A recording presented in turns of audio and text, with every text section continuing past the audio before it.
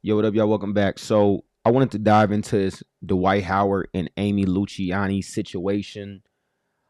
She's alleging a lot. She's alleging a lot.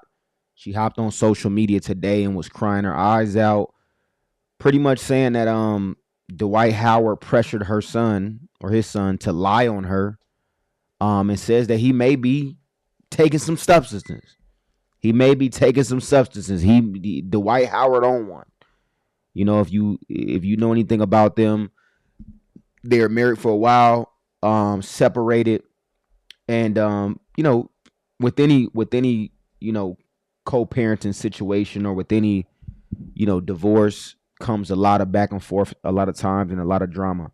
So this whole situation is looking pretty crazy right now. So if you have not seen this or if you have not heard, want to dive into the situation.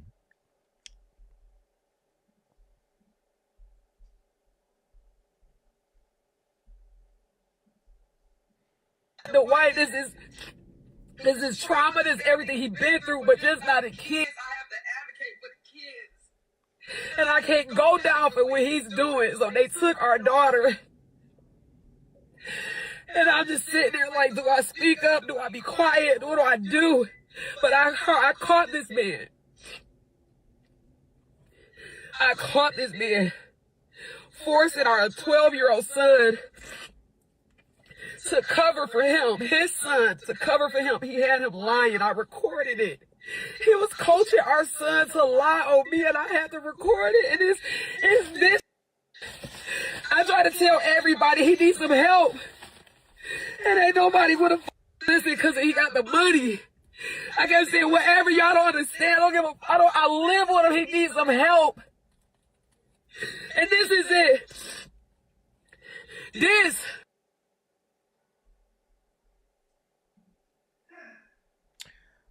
So that's pretty much what it was. She's saying that he tripping. In a nutshell, he tripping. He lying. He on drugs. Um, and she seemed like she just fed up. She writes this long message, which pretty much just says, "I can admit right now, I feel ashamed. I cringe when I see couples take their issues to the internet, but I was humbled with understanding because now look what I have to do to protect myself. My husband put himself in a position that resulted in CPS being called to our house 3 times in less than 2 months. But 3 days ago, they were called again and they left with our daughter. I have personally had to call the police on him 3 times in a barely 14 months marriage. Everyone around me told me, you made a commitment through sickness or health, and that played with my mind after I filed for divorce at 6 months. I came back. I came back because I honestly I tried to listen to the married people around me who said it was too soon to walk away, but now look what I've gotten myself into. My stepson is only 12 years old. When CPS and the police came to take our daughter, my husband needed a alibi to collaborate a lie. I told him I want no parts in return. He coached my stepson to lie. I recorded me taking uh she said taking, but is talking. I recorded me talking to my stepson. You can hear him replying to me telling him, I know daddy made you lie on me to police. You hear him replying, feeling guilty for following daddy's rule. You'll hear me tell my stepson, I still love you, and he replies, I love you too. My stepchildren love me. I could say so much about the pain I've personally endured, but it's about these children. I am deeply heartbroken right now to have to advocate for minors' voices and in return lose a marriage that I was so happy to be in. That's a lot. That's a lot, man. And I'm going to say this. For one, and it's a couple different sides to it. For one, I feel like if the situation is that bad, you got to get up out of there. You should have got up out of there a long time ago. People love to be like, oh, it's sickness and health, sickness. Yeah, but if the person's not doing what the fuck they need to be doing and they're driving you crazy, and you know damn well, hey, I cannot function correctly in life within this situation, all that sickness and health shit is out the window. People love to, oh, well, you committed. No, you commit to saying you're you're keeping the same mindset that I signed up for overall. People go through sicknesses and different things like that. That shouldn't be a reason to leave. But if you know that what you signed up for in the beginning is not what you signed up for, is not what's currently going on now, you have to make a move that's smart to preserve your life. All of that other shit is out the window. Um, it seems like Dwight going through it, as she said, but it also seems like she's going through it because she's the one hopping on the internet and crying hysterically.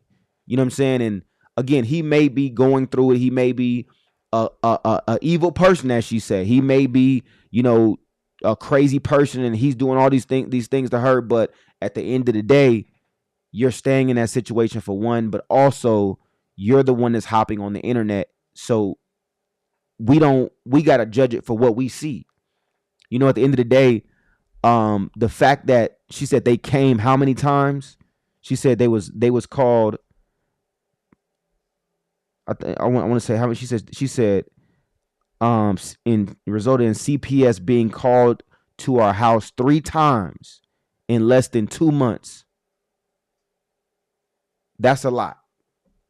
If CPS has been called a whole bunch of times, even if it's called one time, and you know he doing what, if he's doing something to them kids or whatever it is, that's some shit that you kind of gotta be like, you know what? Let me take a note of this and let me really move forward and do the things that I need to do.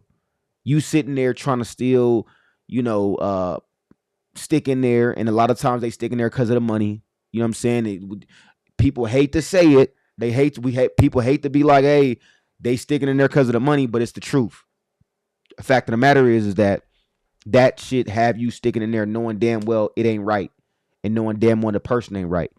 But that's how it be. You know, I think it's sad that they child was taken. But CPS clearly sees something, I'm sure, on both ends. On both ends. CPS is not just taking your child because of one parent. They're taking the child because they feel like both, because all they're going to say is, hey, well, that parent, the other parent needs to step in, and then we going to make that happen like that. They're not just going to take your child because of one parent. So I think that from the way that she's acting on here, again, I don't know her personally. You know what I'm saying? I don't know what she's going through or what she's not going through, and you know what I'm saying? I don't know. But the way that she's acting on here says that, hey, something isn't right with her as well. And she may be putting a lot of stuff on him.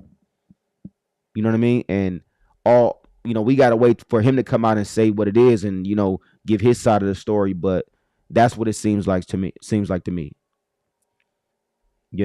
what it seems like to me. As far as the son saying, hey, I know my dad wanted me to lie and this and that. Again, I feel like there has to be more context. You know what I'm saying? I can get on here all day and, oh, well, he's crazy. Look what she said. He's crazy. There's always two sides to the story. So until he comes out and fully says something or gives a side, you know what I'm saying? Because we can sit there and point the finger all day, and the whole time she doing some crazy shit. But she hopping on the internet. Oh, well, because, again, what are you bringing it to the internet for? Oh, I just want to come vent. What is the internet going to do? All we're going to do is hear what you're saying and talk about you. You know what I'm saying? And give our opinions. We're not about to go and call him and stop. No, like that's calling his direct people that's around him, or calling the police, or figuring it out inside of your circle. You know what I'm saying? Like hopping on. I don't understand why people hop on the internet and do shit like this. because again, we don't know y'all personally. So we just giving opinions. So, I think that this is something that they got to sit down as a couple and say to themselves, hey, look, listen, this is what we're going to do. This is what we feel like has to be done. Um, this has gotten bad, and clearly something isn't right here. Clearly something isn't right. Like you said, everyone around me told me you made a commitment through sickness and health, and that played with my mind after I filed for divorce 6 months ago. I'm gonna say this again, and I said this in the beginning, but I want to really say this. Y'all gotta stop telling people, "Oh, it's sickness and health, sickness and health." Listen, they not talking about this. Ain't about sickness and health. This is about somebody allegedly being crazy and her saying, "I gotta get out of this situation before it gets worse." A friend, a sibling, a pastor, whoever, should not be sitting there saying, "Oh no, you gotta stay there and fight through that," because people love to do that shit. I'm not saying just up and leave. I'm saying analyze it and to the best of your ability. If it's not conducive to you moving forward in life, you have to go. You have to go. And that's with any situation. You have to go. So this situation is no different than any situation. Is she got to make a decision? You know what I'm saying? And clearly she's made a decision as far as like, filing for divorce, but it's one of them things where you got to find other ways, because if this is the way, hopping on the internet and just saying, "Hey, look, you know what I mean? He did this, he did this, he did that." What is that going to do? You know what I'm saying? You have to make a full decision of what you're going to do and how you're going to move. But at the end of the day, I send my condolences, man. I hope that they can figure this thing out and get through it. And I'll definitely keep you guys updated as it unfolds. But that's my best advice to the situation is you gotta get out of that situation and get to where you feel safe and you could prosper. Till next time, y'all. Appreciate the love and support always.